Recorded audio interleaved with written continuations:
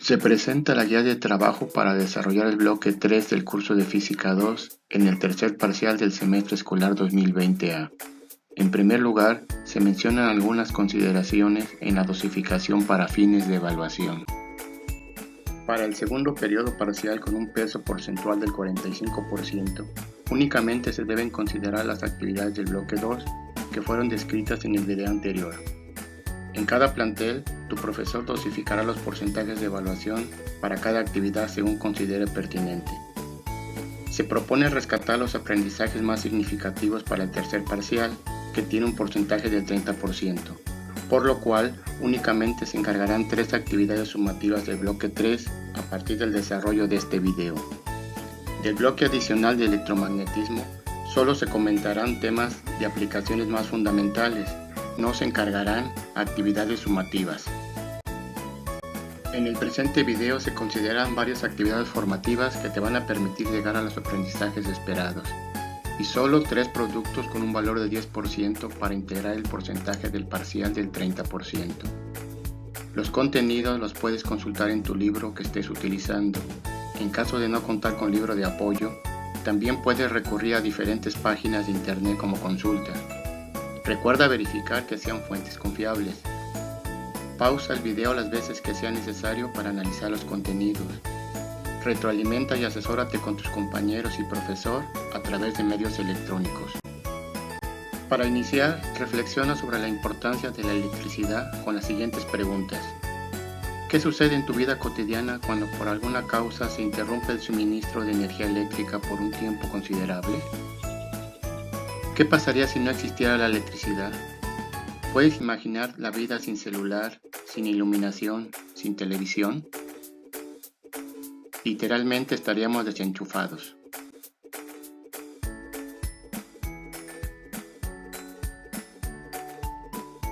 La palabra electricidad proviene del vocablo griego electrón, que significa ámbar. El ámbar es una resina fósil producida en la antigüedad. Los primeros fenómenos eléctricos fueron descubiertos por Tales, nacido en Mileto. Él señalaba que al frotar ámbar con piel de gato, podía atraer a cuerpos ligeros como polvo, cabellos o paja.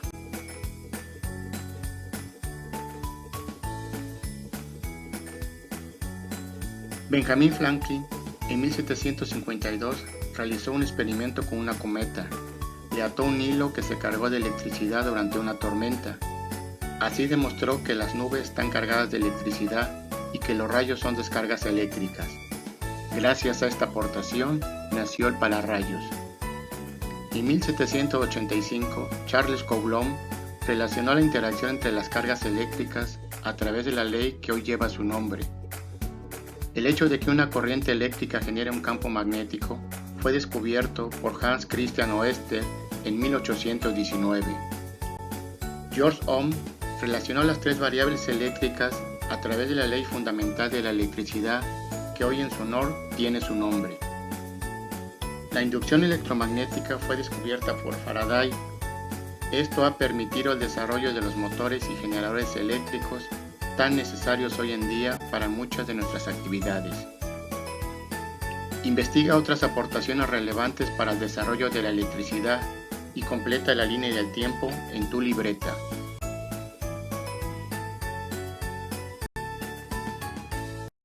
La electricidad para su estudio se divide en electrostática, que se encarga de estudiar las cargas eléctricas en reposo, y electrodinámica, que se encarga de estudiar las cargas eléctricas en movimiento.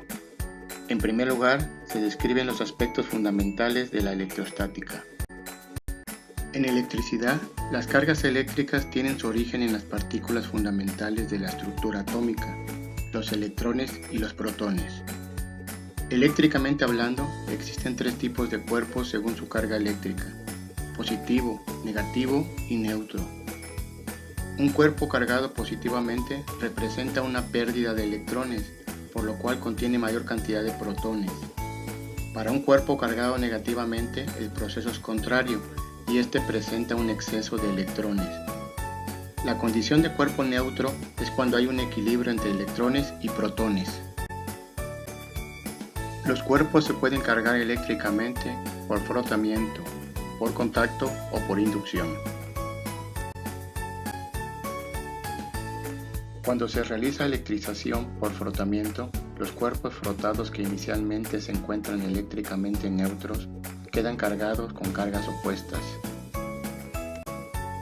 De acuerdo a la clase de material frotado, es el tipo de cargas acumuladas en cada uno de los cuerpos involucrados, ya sean positivas o negativas.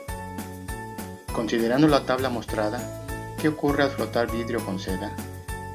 Anótalo en tu libreta.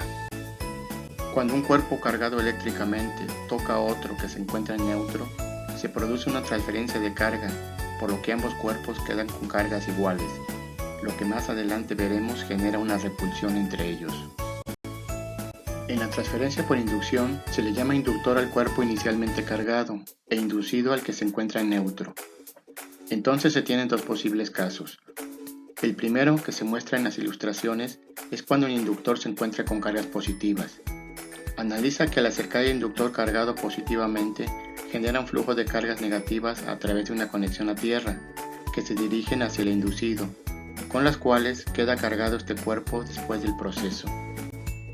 En el segundo caso, ahora el inductor se encuentra cargado negativamente y el flujo de cargas negativas se dirige del cuerpo inducido hacia la conexión a tierra, por lo cual al final del proceso el inducido queda cargado positivamente.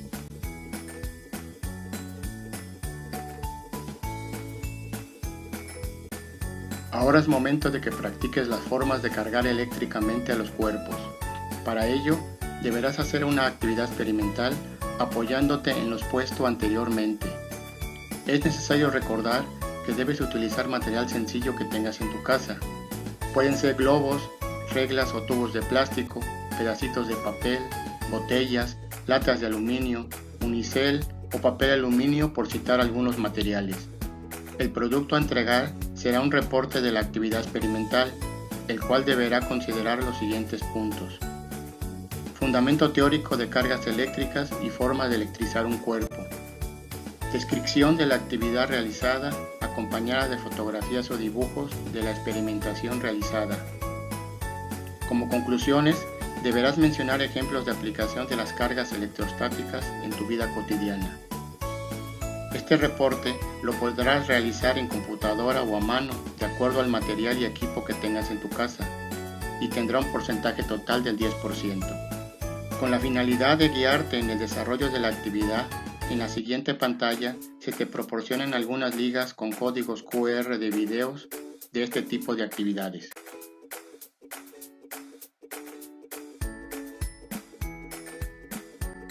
La unidad de carga eléctrica, de acuerdo a la estructura atómica, es la correspondiente a un electrón o protón. Sin embargo, en el sistema internacional se utiliza el coulomb en honor al personaje histórico que realizó aportaciones al estudio de las interacciones de este tipo de cargas. Un coulomb equivale a la carga eléctrica de un total de 6.24 por 10 a la 18 electrones. El coulomb es una unidad muy grande, por lo cual se utilizan prefijos del sistema internacional como milli, que representa 1000 veces más pequeño, micro, 1.000.000 de veces más pequeño, o nano, 1000 millones de veces más pequeño. La carga eléctrica del electrón y protón, en términos de la unidad del sistema internacional, es 1.6 por 10 a la menos 19 coulomb, siendo negativa para el electrón y positiva para el protón. Esta ley, parecida en su estructura a la gravitación universal, rige la interacción entre dos cuerpos cargados eléctricamente. Su enunciado establece que la fuerza de atracción o repulsión entre dos cargas puntuales es directamente proporcional al producto de las cargas e inversamente proporcional al cuadrado de la distancia que las separa. De la fórmula mostrada, se tiene que F representa la fuerza, en newtons, que hay entre las cargas, las cuales se representan por Q1 y Q2. Esto cuando están separadas por una distancia R establecida en metros. La letra K representa la constante de proporcionalidad, denominada constante electrostática, la cual tiene un valor de 9 por 10 a la 9 newtons por metro cuadrado sobre coulomb cuadrado. Según los signos de las cargas que interaccionan, la fuerza puede ser de repulsión si son cargas del mismo signo o de atracción si interactúan cargas con signos contrarios. Por lo tanto, la fuerza electrostática depende matemáticamente de la magnitud de las cargas, así como de la distancia a la que se encuentren. Si la distancia a la que se encuentran las cargas aumenta, la fuerza entre ellas disminuye. Por el contrario, si la distancia disminuye, la fuerza entre las cargas aumenta. Es necesario considerar que esta relación no es lineal sino cuadrática, es decir, si la distancia aumenta 2 veces, la fuerza disminuye 4, ya que 4 es el cuadrado de 2. Lo mismo sucede si la distancia aumenta al triple, la fuerza disminuye 9 veces, porque 9 representa el cuadrado de 3. Si el producto de las cargas es mayor, la fuerza crecerá en la misma proporción. Por el contrario, si se tiene menor carga eléctrica, la fuerza será menos intensa. Se debe recordar que el producto es el resultado de una multiplicación, por lo cual, para que éste aumente, es válido que solo una de las cargas sea más grande. Para comprender mejor la aplicación de esta ley, pon mucha atención al video que se muestra a continuación en la siguiente pantalla, en donde se realizan demostraciones sencillas de estos fenómenos. Observa este experimento. Nos ponemos unos guantes de látex, cogemos una cinta de teflón de un extremo y la frotamos. Después acercamos un guante a la cinta y observamos cómo la cinta y el guante se atraen. Observa ahora este otro. Cogemos un globo, lo frotamos contra nuestro pelo y lo acercamos a la cinta de teflón. Observamos cómo ambos se repelen. ¿Sabes por qué ocurre esto? La respuesta está en la ley de Coulomb y te lo explicamos en este audiovisual.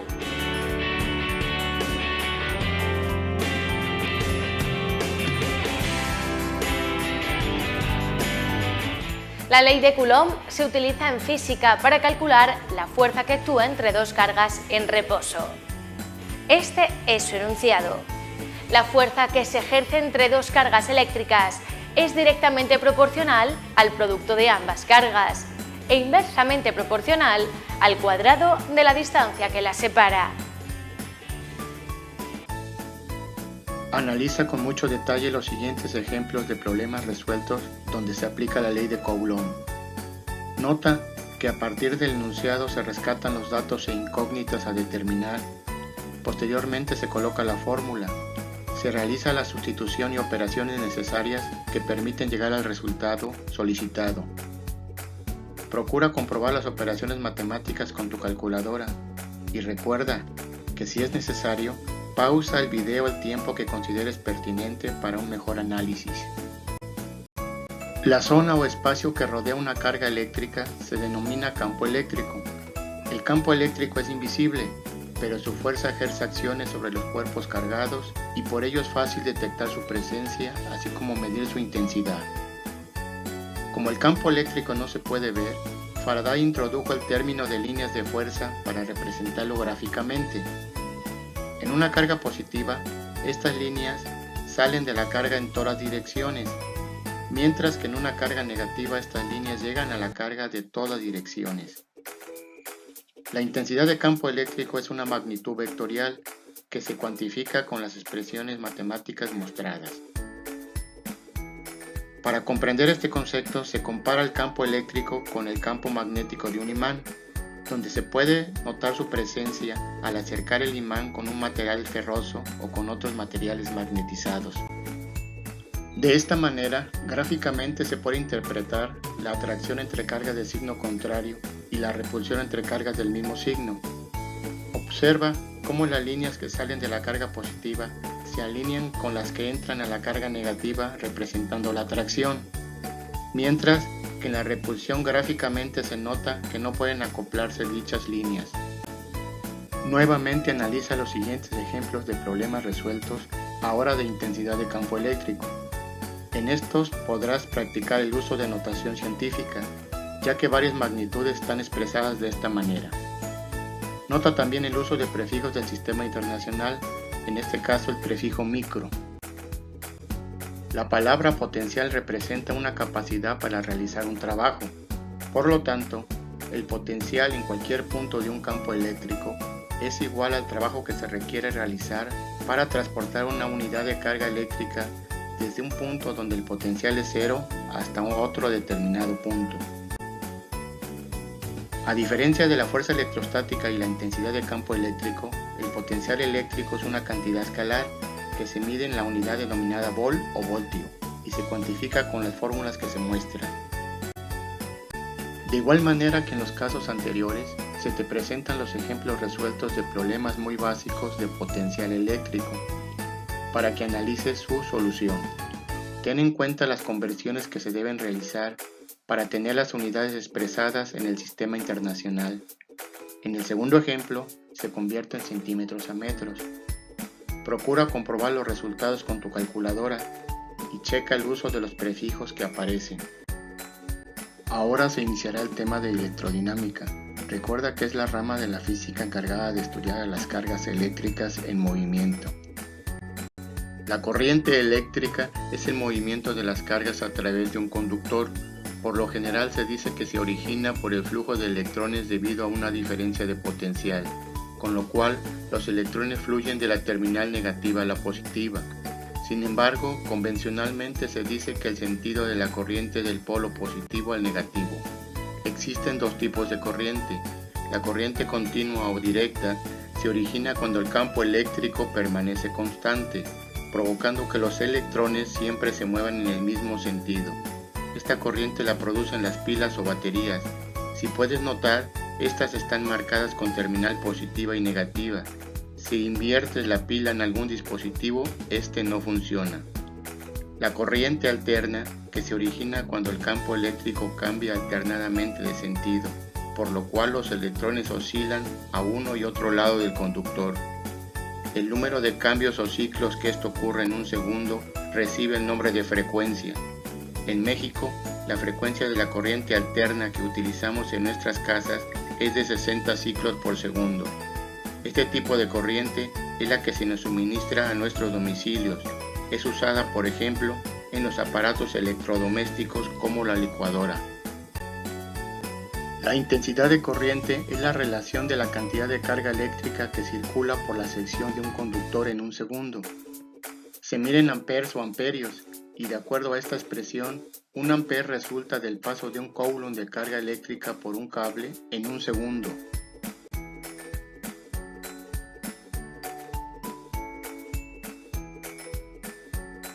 Practica ahora la aplicación de esta fórmula a través del análisis de los siguientes ejemplos resueltos. Nota la necesidad de despejar las variables que se requieren en la fórmula y checa con detalle las conversiones efectuadas. El voltaje o diferencia de potencial se describe como la magnitud que impulsa a las cargas eléctricas para lograr el flujo de corriente a través de un conductor. Se mide en la unidad denominada volt o voltio, en honor a Alexandro Volta, quien inventó la pila voltaica. Todos los materiales por los cuales circula una corriente ofrecen cierta dificultad para que dicha corriente pase. Por lo tanto, la resistencia eléctrica de un material es la oposición que presenta al paso de la corriente. Los metales presentan poca resistencia, por lo tanto, la corriente circula con relativa facilidad. Son los mejores ejemplos de conductores. Existen otros materiales como el hule, la madera y el plástico que presentan gran dificultad para permitir el paso de corriente. A estos se les denomina aislantes. En honor al físico alemán Georg Ohm, la resistencia se mide en el sistema internacional en la unidad denominada ohm, la cual se representa con la letra del alfabeto griego omega.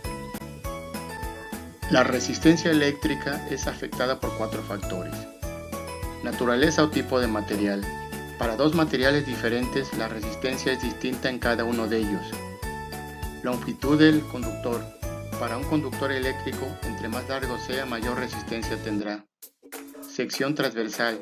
Un conductor eléctrico tiene más resistencia entre más delgado sea, es decir, el grueso del conductor es inversamente proporcional a la resistencia. Y finalmente la temperatura, ya que en la mayoría de materiales, si se calientan, aumenta su resistencia eléctrica de manera proporcional. Georg Ohm enunció la ley que lleva su nombre, la cual establece que la intensidad de corriente que circula en un conductor es directamente proporcional a la diferencia de potencial o voltaje aplicado. e inversamente proporcional a la resistencia del conductor. En palabras sencillas, entre más voltaje se tenga, circula más corriente, y si se tiene más resistencia, circula menos corriente. Es muy común utilizar la estrategia del uso del triángulo para la fórmula de la ley de Ohm. Debes tapar la variable que quieres determinar y tendrás la fórmula correspondiente.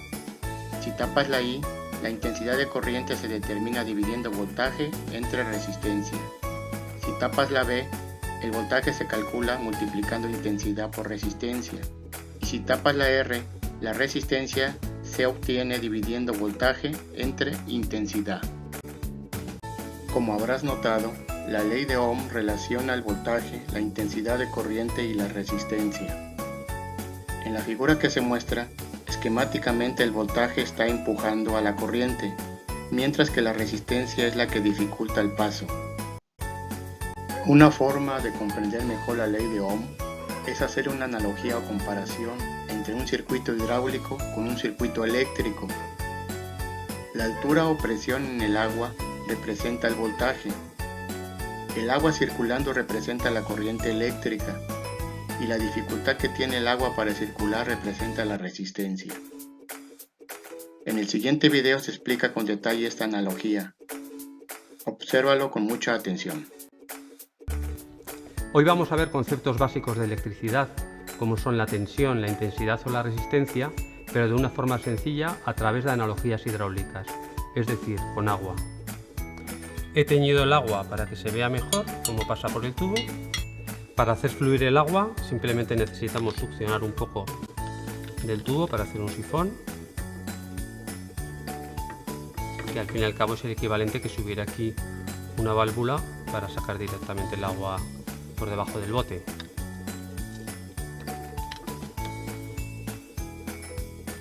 Observamos cómo fluye el agua por el tubo. Fluye de una zona alta a una zona baja. En electricidad, esta diferencia de altura entre la zona alta y la zona baja sería análogo a la diferencia de potencial, tensión o también conocido como voltaje, que se mide en voltios.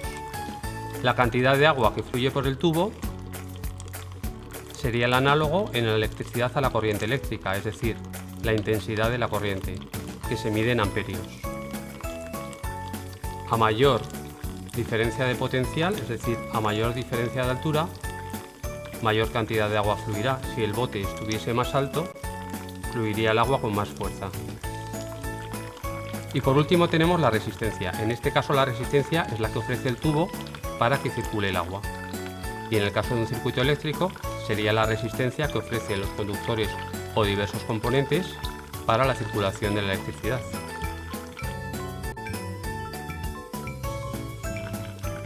Vamos a hacer el análogo a una resistencia eléctrica. Cogemos este manguito y le vamos a poner un poquito de papel de una servilleta.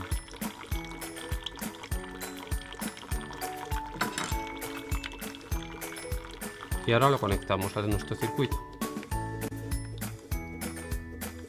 Si os fijáis, ahora circula bastante menos agua que antes. Esto es debido a que la resistencia que ofrece el papel dentro de este tubito, de este manguito, hace que el agua fluya más despacio. Podríamos coger otro manguito y meterle más papel .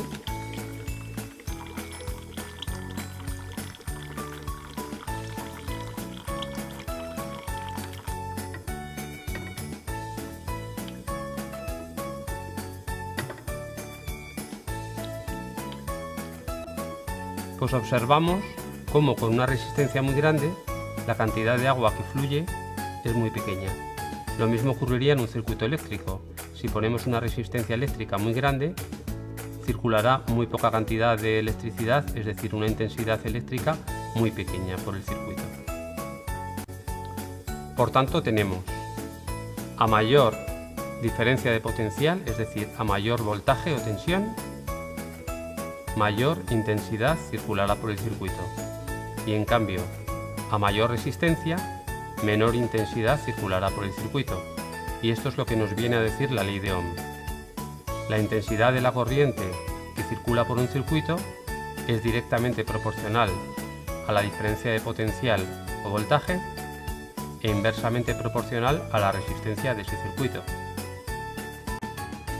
Practica la aplicación de la fórmula de la ley de Ohm con el análisis de los ejemplos resueltos que se presentan a continuación. No olvides verificar las operaciones matemáticas. Nuevamente te recuerdo que si lo consideras necesario, pausa el video para que analices adecuadamente cada ejemplo.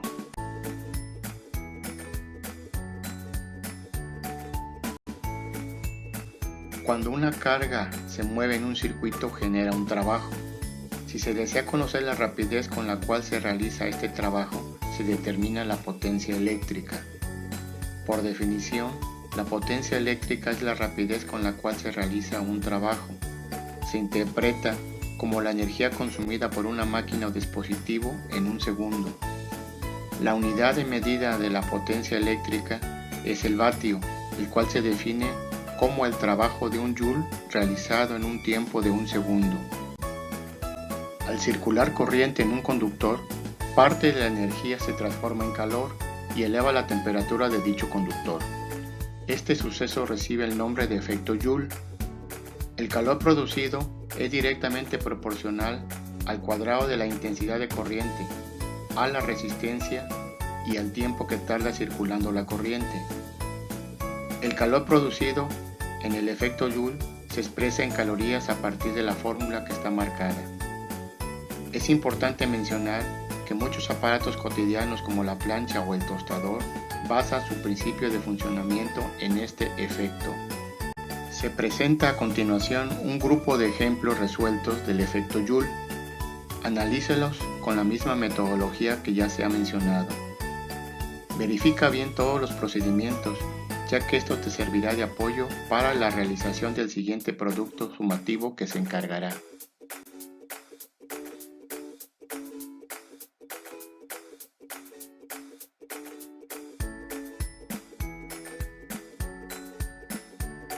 Como segundo producto sumativo, deberás resolver como evidencia el banco de problemas de los temas de ley de Ohm, potencia eléctrica y efecto Joule. Recuerda que debes seguir la metodología mostrada. No olvides manejar las unidades correspondientes. Puedes realizar esta actividad en tu libreta o en hojas sueltas y recuerda que este producto tiene un valor porcentual del 10%. En la siguiente pantalla se coloca el banco de problemas solicitados. Pausa el video para que con calma puedas copiar los enunciados.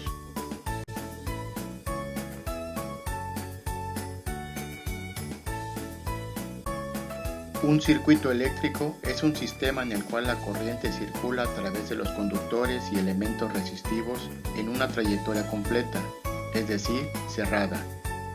Un pequeño foco conectado a una pila es un ejemplo de un circuito eléctrico básico. En todo circuito eléctrico aparecen las tres variables fundamentales: voltaje, corriente y resistencia. Es importante mencionar que para el análisis de los siguientes circuitos, los ejemplos de resistencia que se consideran son a partir de focos o lámparas. Si los focos o lámparas se conectan uno a continuación del otro, se dice que esta conexión es un circuito en serie. La corriente en su recorrido tiene un solo camino, por lo tanto, debe pasar por todos y cada uno de los elementos resistivos para cerrar el circuito. Las fórmulas que representan el circuito en serie determinan que la resistencia total o equivalente es el resultado de sumar todas las resistencias que aparecen. El voltaje total se divide entre la resistencia del circuito y la intensidad de corriente es la misma en cualquier parte del trayecto que recorre. Un ejemplo muy contextual de este circuito son las series navideñas, en donde las luces se conectan una a continuación de la otra. Una característica básica de este circuito es que si un foco falla o se funde, los demás ya no funcionan, debido a que se interrumpe el paso o camino de la corriente. En nuestra casa nos ha sucedido alguna vez la situación de que se funde una lámpara o un foco. Sin embargo, notamos que las demás lámparas siguen funcionando sin problema.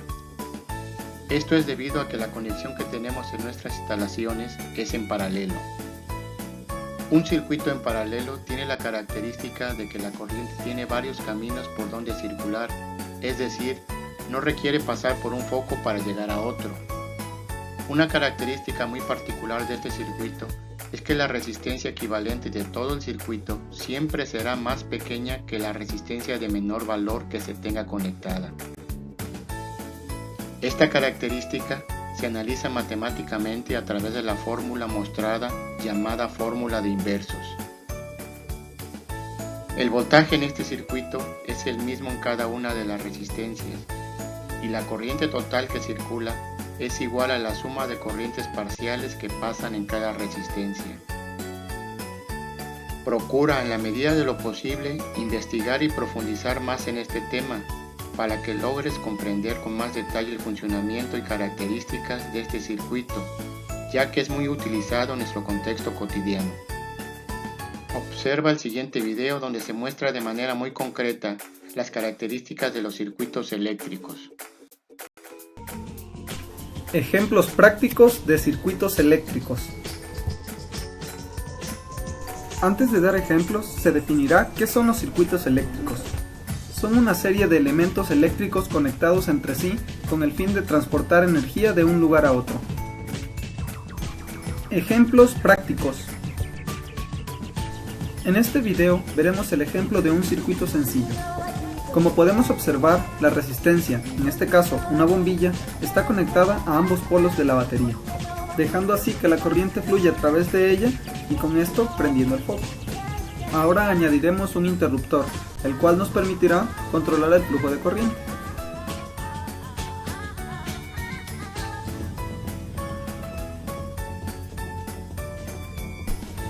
Ahora mostraremos una representación de un circuito en serie.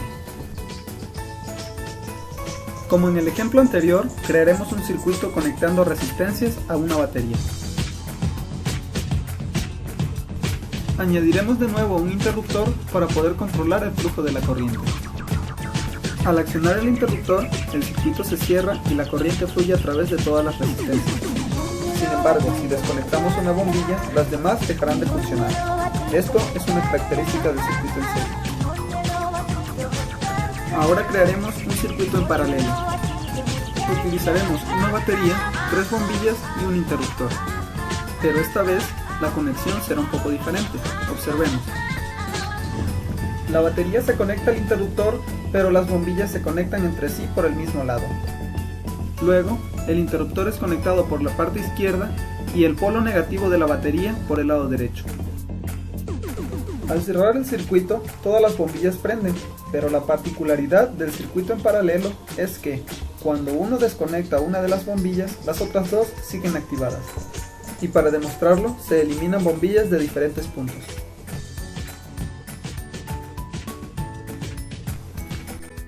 Se presenta a continuación los ejemplos de problemas resueltos de los circuitos serie y paralelo. Dedica el tiempo suficiente para analizar cada uno de ellos, para que puedas entender la aplicación correcta de las fórmulas correspondientes.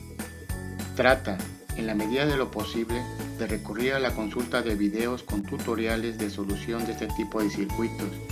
Procura a través de medios electrónicos y redes sociales estar en comunicación con tus compañeros y profesor para retroalimentar tus dudas que naturalmente pueden surgir. Recuerda que no todos aprendemos al mismo tiempo ni de la misma manera, por lo cual, si es necesario, copia y ve realizando paso a paso la solución de los ejemplos en tu cuaderno. Como tercer producto sumativo, deberás realizar 2 diagramas que representan a los circuitos serie y paralelo según los ejemplos que se describen. Para el diagrama de circuito en serie, considera el ejemplo 1 de una serie navideña de 20 luces. Para el diagrama que deberás realizar del circuito paralelo, considera el ejemplo 2 de la habitación descrita. Estos diagramas los podrás realizar en tu libreta o en hojas sueltas, y cada uno tendrá un valor porcentual del 5%, para sumar un total de 10%. A continuación se presentan los elementos más relevantes del magnetismo y electromagnetismo, como una vinculación de los fenómenos eléctricos que se han estudiado. Hace más de 2000 años en la antigua Grecia se observó que ciertas rocas atraían a materiales que contenían hierro. Este tipo de roca fue llamado magnetita, ya que fueron descubiertas en la población de nombre Magnesia. El magnetismo ahora se define como la propiedad que tienen algunos materiales de atraer a elementos como el hierro, níquel o cobalto. Un imán siempre presenta un par de polos magnéticos, denominados norte y sur. Al acercar dos imanes se puede notar que los polos iguales se repelen y los polos diferentes se atraen. La Tierra se comporta como un gran imán, ya que debido al núcleo de hierro que tiene, genera el denominado campo electromagnético terrestre, que nos protege de diversas radiaciones, principalmente las emitidas por el Sol. El siguiente video presenta una semblanza de la película El Núcleo, en donde se describe la protección que presenta el campo electromagnético para la Tierra. Si te es posible, consulta en canales de videos la película completa. Intentaré explicarlo de un modo sencillo. Dentro de un año todos muertos. Les explicaré el porqué. La Tierra está rodeada por un campo de energía invisible compuesto de electricidad y magnetismo y, curiosamente, se le llama campo electromagnético. De ahí que hablemos de los polos magnéticos norte y sur. Nos protege de la radiación cósmica. Así que este campo EM es nuestro amigo. Pero ahora ese campo se desmorona. ¿Por qué? ¿Por qué? Eso es. ¿Podríamos conseguir un ambientador en aerosol? Grosso modo. Esta fina piel es la corteza terrestre, nuestra casa, grosor 50 kilómetros. La pulpa es lo que llamamos manto. Sin entrar en detalles, digamos que tiene 3.200 kilómetros de espesor. El núcleo es el hueso del melocotón. Es complejo, tiene dos partes, el núcleo interno y el núcleo externo. ¿Todo claro por ahora? El núcleo interno es, digamos, un enorme trozo de hierro sólido, creemos, y está rodeado por el núcleo externo, que es líquido. Sí, pero lo más importante, ese líquido gira constantemente en una sola dirección, billones de toneladas de metal candente girando a 1.600 kilómetros por hora. Sí, física básica. El metal al girar crea un campo electromagnético. Este núcleo externo líquido es el motor que hace funcionar el campo EM. Y ahí radica el problema. Ahora el motor se ha detenido. El núcleo de la Tierra ha dejado de girar. ¿Cuál ha sido el motivo? No se sabe. ¿Qué sucederá ahora? Es de suponer que a medida que el campo se inestabilice habrá más incidentes. Un avión caerá del cielo, luego dos y después, en pocos meses, todo aparato electrónico quedará frito. Las descargas estáticas de la atmósfera crearán supertormentas, caerán cientos de rayos por kilómetro cuadrado. E irá empeorando. Nuestro campo EM nos protege de los vientos solares, que son una mezcla letal de partículas radiactivas y microondas. Cuando ese escudo fracase, las microondas provocarán literalmente la cocción del planeta. Dr. Zimsky.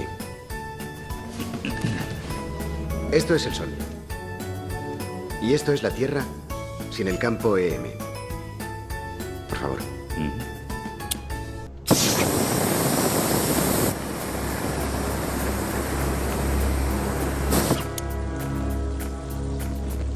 En solo 3 meses estaremos en la edad de piedra.